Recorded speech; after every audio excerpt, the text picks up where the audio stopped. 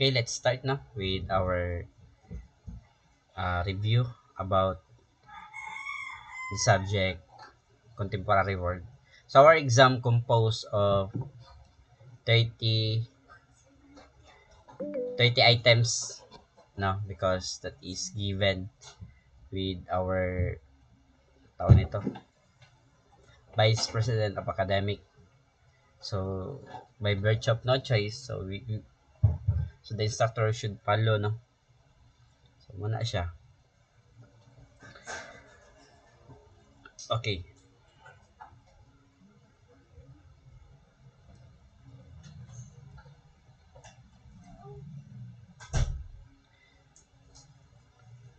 Okay, so let's have a review, no. So the coverage of our exam is the STICAS. Kindly take note. Pero walay mahay. Anong wala naka-open ng camera si Ramel, si John Carl, Tano, Kasyaman, o si Pastolero. Sa mga pang kick out mo. Okay, coverage is TICAS vision, mission, goal, and values. And also the visa program. Course orientation, no, kasali din. So, we have the three coverage for the exam, chapter 1 to chapter 2, chapter 3. Chapter 1, Introduction to the Study of Globalization. Chapter 2, The Global Economy. And Chapter 3, The Market Integration. For the part 1, no, the VMG and the Values and Vision Program. So, you need to study what is the meaning of the vision ng STICAS. No, ano yung gusto ni STICAS? Ano yung meaning doon sa vision? Kaya you need to find, no, what's the best or suited answer doon sa question ng examination. And always remember that the STICAS is maging premier, no, means one of the best institution in the Southeast Asia, and to aim to become a recognized not only in the Philippines and also throughout Southeast Asia. So next naman yung mga mission, no, yung infusing the wholesome values among teaching and non-teaching, di ba? Equipping graduates with knowledge, skills, attitude toward global competitiveness. So, yung mission is to prepare the students para maging competent, maging skilled, maging globally competitive, and values-oriented. Yan. For the STICAS core values naman, di ba? Yung tatlo, no? Efficiency means you are doing work correctly, no? And efficiency is it talks about numbers. It talks about making good, no, use of time and resources. In businesses, that is maximizing your profit and minimizing your cost, and that is efficiency. Excellent, maging strive to always strive, no, to perform at your highest level. Sana all excellence, not quality education, no, aiming for excellence. So perseverance naman, no, that is bisag ipasakitan na, never giving up, di ba? Despite the challenges, bisag sakit na kaayo, char lang. And that is perseverance, no? Kapila nagi uh, kapila nagi ghost, and you're persevere gyapon ka nga pagkatao, no? So that is perseverance. Humaneness, ano yung humaneness? You know, di ba? That is showing kind, showing compassion, and also respect toward others, and that is humaneness. For integrity, being honest, not using AI, no, sa mga reflection papers, sa mga assignment, sa mga module, and that is academic integrity. Hala ka, pa ng mga sige rag pangutana kay Uncle ChatGPT, Gemini. Ala. So integrity, doing the right thing even when no one is watching you. That is integrity. No? Integridad. No? Bisag wala ka, masaligan ka. No? That is integrity. Walay nagtanaw sa imo, masaligan ka. Na kay integridad nga pagkatao. Okay. So, studyhan na po na ang mga course orientation. No? So, for the chapter 1, no, that is Introduction to the Study of the Globalization. So, di ba, una, yung first na tanong dyan, what is globalization? Yung globalization, it talks about the increasing, rapidly interconnectedness of countries through trading, through technology, through communication, through culture and politics. And it simply put, countries become more connected than ever before. And that is globalization. And thus, the aspect of globalization for the economic is exchanging of goods, services, and investment. For political, that is cooperating through organization like United Nations, ASEAN. For the cultural naman, exchanging of the languages, exchanging for the food, exchanging for the music, exchanging for the movies or traditions. No? For the social, people communicate across countries using Facebook, using Messenger, Instagram, TikTok, kulang pa, Telegram, apa yun? WhatsApp, Viber, kan kayo, no? Gmail, pwede po, di ba? For the technological, that is sharing, no? For the internet, smartphones, artificial intelligence, and the technology made globalization much faster. Okay, for the environmental, that is working together, no, to solve the climate change, to solve the pollution, to solve the global warming. Next naman, katong solid modernity. Pag solid modernity, yung characteristic according to Zygmunt Bauman is stable ang jobs, di ba? Stable ang that is strong government and predictable ang society and fixed ang traditions. For example, people usually stayed in one company for many years. Nga naman, because predictable man. After 50 years, na sila madawat 1 million retirement fee. O, di ba? And that is predictable. That is solid modernity. No? Stable man ang jobs, no? Solid modernity mo na mga maestra sa DepEd class. Tingala mo, dili na mo hawak sa DepEd. Nga naman, ma-predict mo naman nila ilang future. Di ba? Ma-predict nila nga after 60 years na sila pension. After 60 years na sila pahalipay ng kwarta. No? So, yun. And that is solid modernity. Pag liquid, flexible ang jobs. This one. O, di ba? Nag-online ta. Flexible ang jobs. We can work, no, at home, through online, through modular, no? And that is flexible, no? Liquid. And also, rapid technological changes. Nakabantay mo ka rapid ang technological changes. Bag-ura mo ko nagpalit na ako ang Realme 13 Pro last year. Karon 16 Pro naman. So, kung grabe no? So, that is rapid technological changes. Ingala ka nga, latest man ako ang smartphone sa una.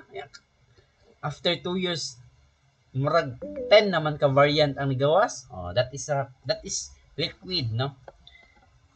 Global mobility, no? Mga like transportation, no? Paspas na kayo. Kung pwede ka mag-rush book sa padulong Manila, di ba? Maka-travel ka. No, kung travel ta karon mahal ang ticket. Okay. Rush man imong ticket. I don't know pila ang bayad no magpa-rush og kuha og ticket. Next naman, for the heterogeneity, that is promotes diversity.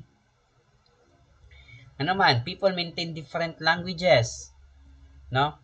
People maintain different religion, tradition, and culture. For example, international festival showcasing different culture, that is heterogenizing.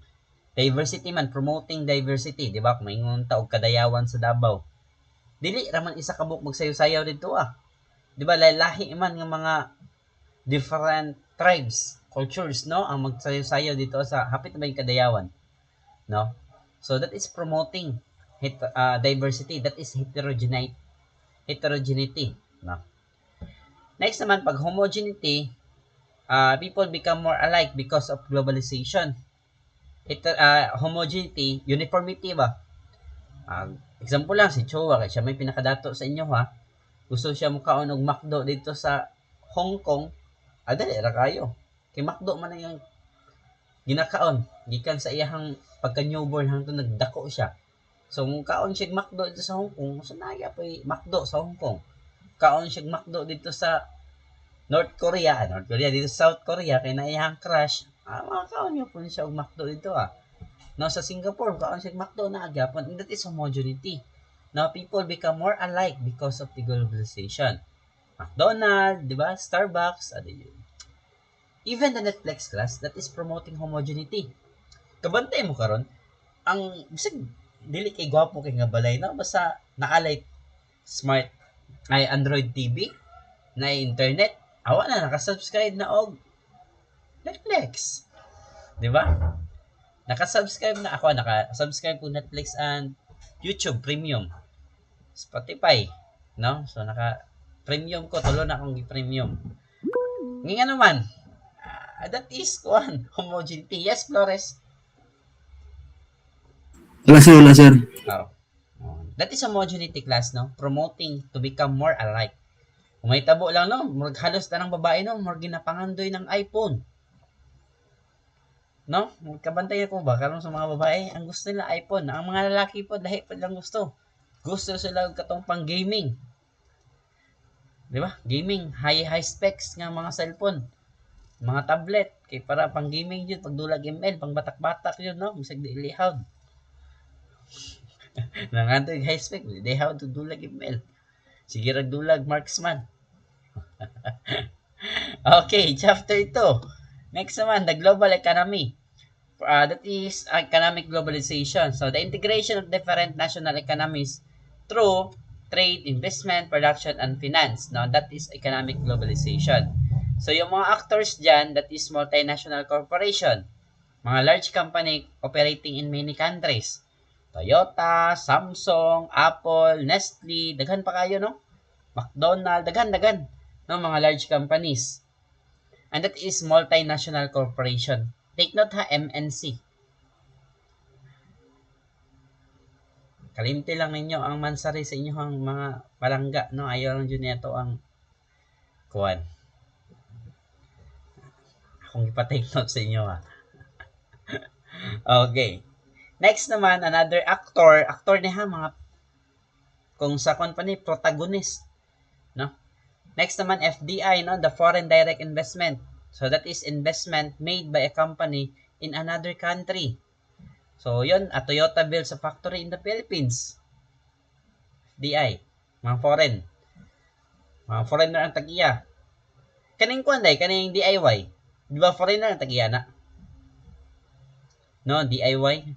No? Kinain na tayo ng DIY. How about Malunggay Pandesal? Foreign ba?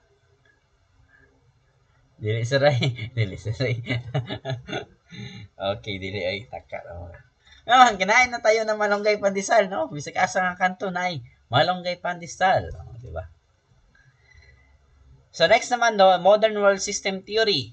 No, according to Immanuel Wallerstein, that the world economy is divided into 3 groups. Ano 'yon? Katong mga kuan ba? Katong core countries, semi-peripheral, o peripheral.